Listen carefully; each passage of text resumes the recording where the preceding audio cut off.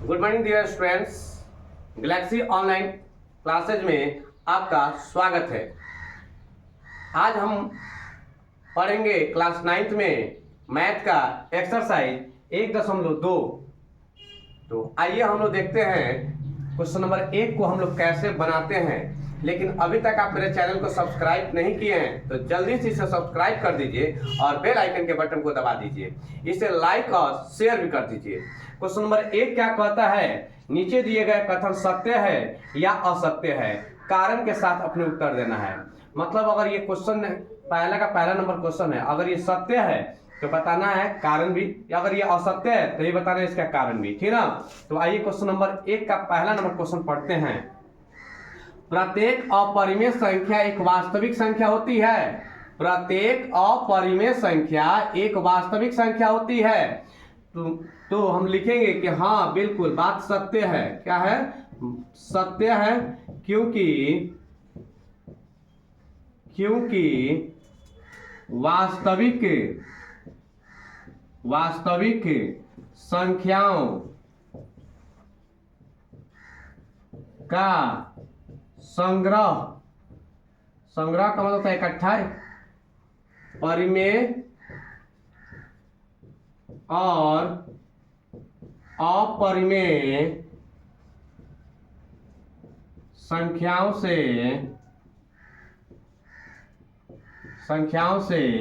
बना होता है, ठीक ना। मतलब क्या लिखे हैं? सत्य है क्योंकि वास्तविक संख्याओं का संग्रह परिमेय और अपरिमेय संख्याओं से बना होता है। ध्यान रखिएगा, अगर ये वास्तविक संख्या अगर यहाँ पे आ जाता, कहता है प्रत्येक वास्तविक संख्या एक अपरिमेय संख्या होती है, तो बात असत्य हो जाता, ठीक ना। क्योंकि वास्तविक संख्याएं में दो होता है, कौन कौन? परिमेय और अपरिमेय, ठीक ना। तो अगर अपरिमेय पूछा है यहाँ पे और यहाँ लिखा है वास्तविक, तो सत्य होगा। अगर केवल यहाँ परिमेय संख्या रहता और यहाँ पे वास्तविक संख्या रहता तब भी क्या होता? सत्य ही होता। समझ में आ गया ना। तो आइए हम लोग क्वेश्चन नंबर 2 इसका देखते हैं। संख्या रेखा का प्रत्येक बिंदु रूट m के रूप में होता है, जहां m जो है एक प्राकृत संख्या है। ध्यान दीजिएगा, संख्या रेखा का प्रत्येक बिंदु रूट m के रूप का होता है जहां m एक प्राकृत संख्या है। यह बात बिल्कुल गलत है, इसको लिखेंगे हम लोग असत्य। यह कथन क्या है आपका? असत्य है, क्योंकि संख्या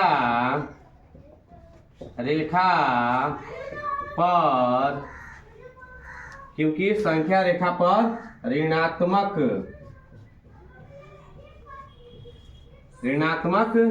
मान किसी भी प्राकृत संख्या का वर्गमूल नहीं हो सकती है,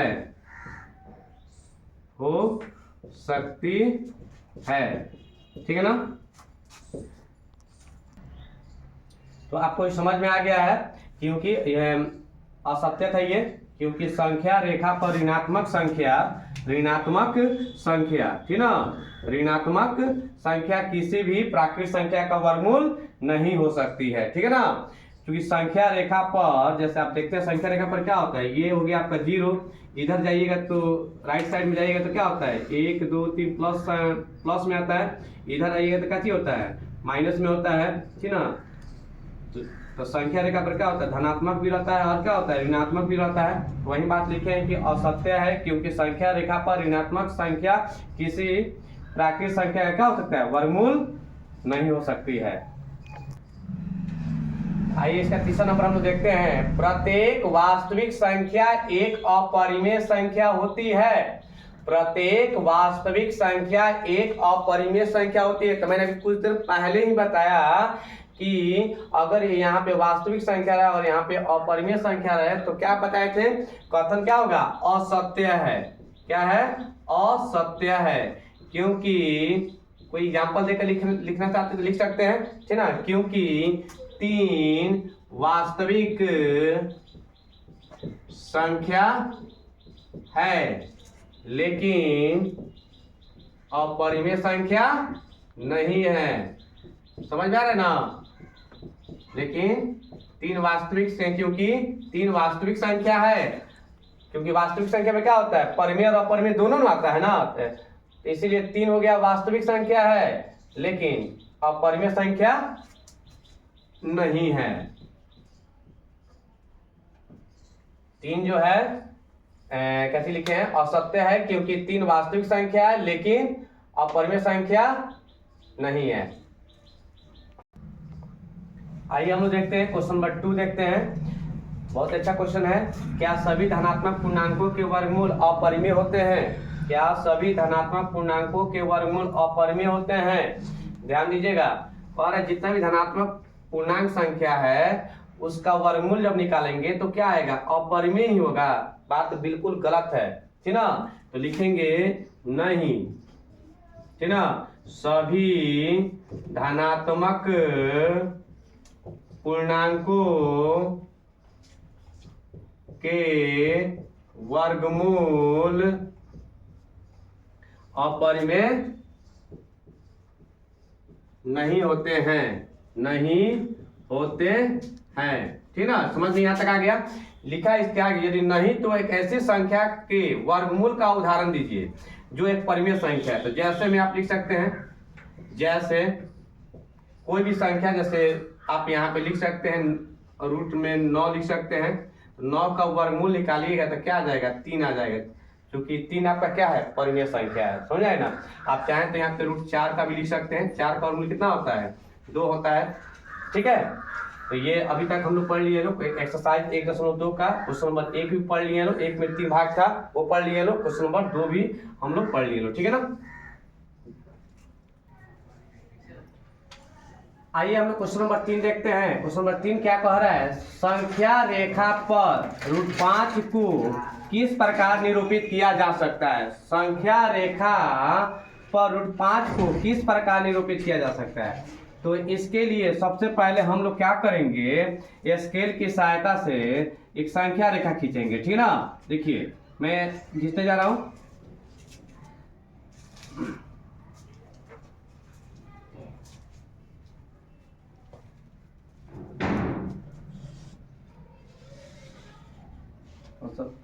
ठीक है ना? अब यहाँ देखना क्या है, ये आपका बॉर्डर हो गया 0। 0 के दाहिने साइड हम लोग जाते हैं तो प्लस वाली संख्या लिखते हैं, और 0 के बाएं साइड आता है तो क्या लिखते हैं, माइनस वाली संख्या लिखते हैं। तो आपको करना क्या है कि स्केल की सहायता से नीचे 2 सेंटीमीटर का, ठीक ना, कितना सेंटीमीटर का, 2 सेंटीमीटर का क्या करेंगे, पॉइंट गिनेंगे। अब गौर करना क्या है कि जहाँ पे हम 0 लिए हैं, यहाँ से हम लोग क्या लिए 0, तो आप कीजिए क्या कि 2 सेंटीमीटर का एक इकाई मान लीजिए। आप ये सर क्यों 2 सेंटीमीटर एक इकाई मानेंगे, क्योंकि ये बहुत, ये अगर हम खाली 2 सेंटीमीटर लिखते हैं, ठीक ना, 2 सेंटीमीटर लिखते हैं तो इस तरह क्या हो जाएगा, छोटा हो जाएगा, चित्र बनाने में थोड़ा सा दिक्कत होगी और आपको समझ में उतना नहीं आएगा। तो हमने क्या किया, 2 सेंटीमीटर को एक इकाई मान रहे हैं। तो यहाँ पे क्या है आपका, देखिए ये आपका 2 सेंटीमीटर हो रहा है, ठीक है, 4, 6, 8, समझ में आ गया होगा?